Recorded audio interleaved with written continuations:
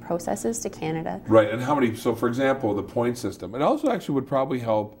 It would probably help a lot of bigoted Canadians, racist Canadians, to be able to get some facts, to understand how tough it is. Yeah, I think that's, when I started working in this industry, that actually is the thing that hit me the most. Yeah. When I started working, I was a recent graduate of McGill University, and I was a born and raised Canadian, and I looked at the skilled worker, the economic class immigration criteria, and I didn't qualify.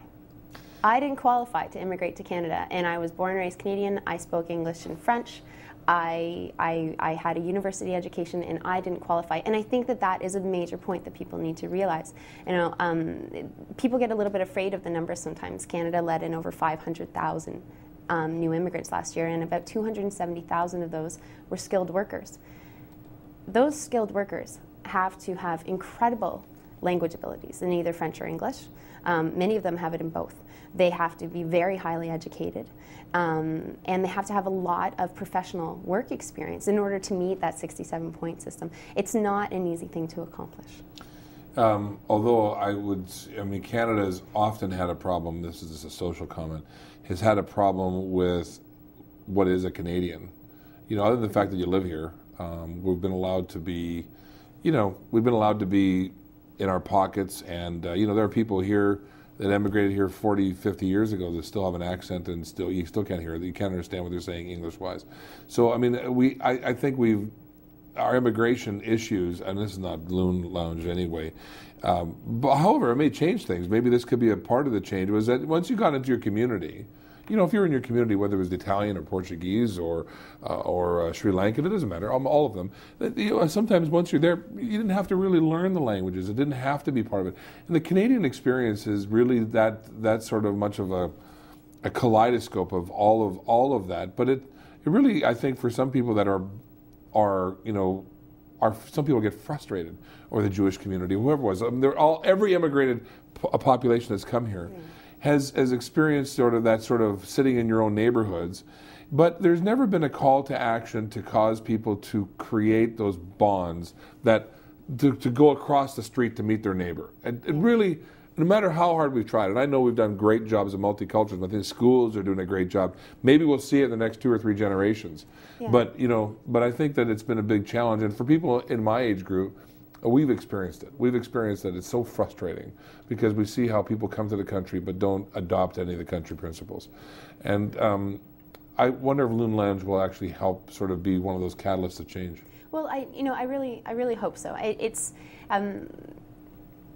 LoonLounge does provide a space that's a little bit more safe for people that would perhaps in other situations be apprehensive about getting involved in something like this. You don't have to go personally anywhere, but you can go online and exchange a few emails or answer a few questions about where you live in the forums. There's one of the most popular questions in the forums, besides how do I find a job in Canada, is where should I live? I have a family. Where in Canada should I move?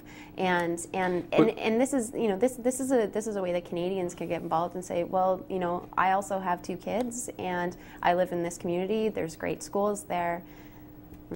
Yeah, I wonder how that'll work, because usually, part of me is very appreciative of LoonLounge. The other part of me is thinking, for years, the cultures have always supported the immigration from other from their home country into their own neighborhoods.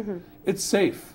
Are you saying that there's a difference? Are we finding that because jobs are not necessarily as now regional, that you may have to say, okay, well, I may be from Sri Lanka, or I may be from Holland, and the job is in Fort McMurray, so there's not a big community up there, for example.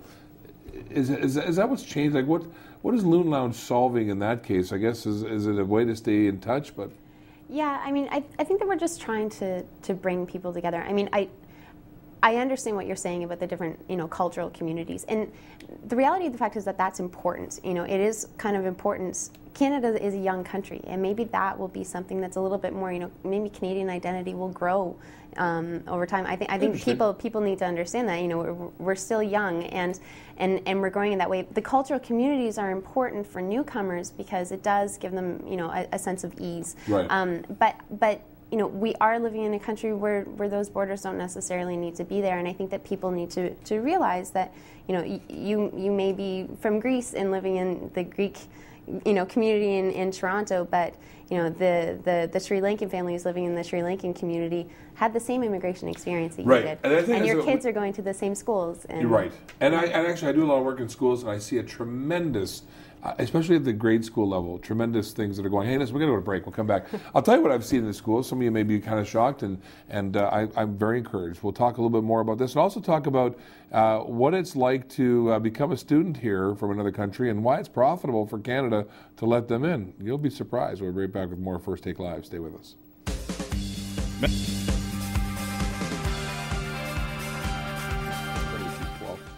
Welcome back to First Take Live. Good to have you with us. We're just talking about somebody we knew in the same community. Where my guest, Natalie Hunter, who is the marketing communications manager for LoonLounge. It is a social networking space for people from all over the world that are trying to immigrate to Canada. And for those people that are actually already in Canada, it's an opportunity for people to meet with one another and discuss some of the great things, right? Great things. That happen in Canada, and how to avoid some of the pitfalls. Yes. I would love, no, I'm being controversial. I would love to have a government frustration meter on there. Just because I've done shows over the years about government frustration, people having frustration dealing with the government, and especially when there's a language barrier. I mean, yes.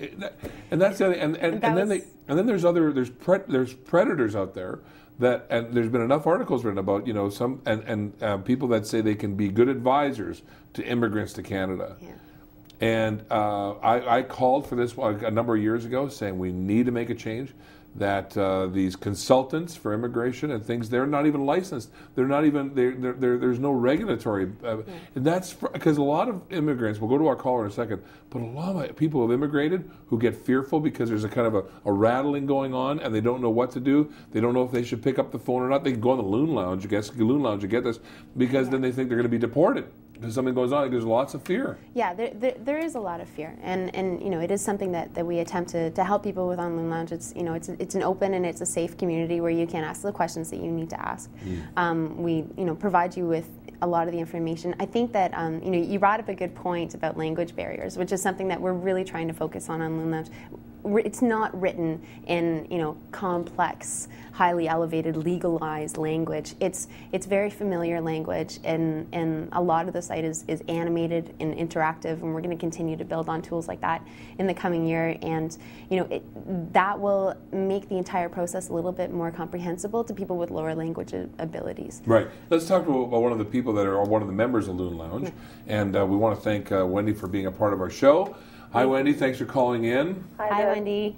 So I'm going to let maybe you and Natalie have a quick chat. First of all, you've been a member. You signed up with LoonLounge. Before we get to you guys taking the show away from me, you signed up for LoonLounge how long ago, Wendy?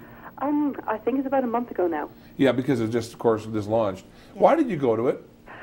I saw a link in a newspaper article, and I thought it sounded like an excellent idea. And as someone who works with newcomers to Canada, and I'm an immigrant to Canada myself, I thought it looked like something that I should check into. And what when you checked into this, what did you like? I liked the fact that there's lots of space for people who are looking to immigrate to Canada to ask questions, to find out information, and to get reliable information from people who actually live and work